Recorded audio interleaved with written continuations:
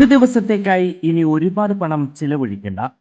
വിവാഹ വസ്ത്രങ്ങളും ആഭരണങ്ങളും മിതമായ നിരക്കിൽ വാടകയ്ക്ക് ലഭിക്കുന്ന എറ ട്രിnkets എന്ന സ്ഥാപനം വടക്കാഞ്ചേരിയിൽ പ്രവർത്തനം ആരംഭിച്ചു.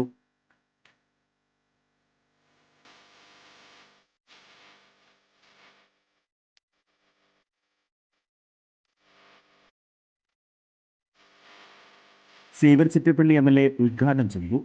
സീരിയൽ ആർട്ടിസ്റ്റ് കൃഷ്ണേന്ദു മുഖ്യ അതിഥിയായിരുന്നു. Merchants association unit president Ajith Kumar Mallayya ആദ്യ വിൽപ്പന നിർവഹിച്ചു. വടക്കാഞ്ചേരി മെയിൻ റോഡിൽ ലാമിയ സിൽക്സിന് സമീപത്താണ് പുതിയ സ്ഥാപനം. കൂടുതൽ വിവരങ്ങൾക്ക് വിളിക്കേണ്ട നമ്പർ 8911862766 9995673426.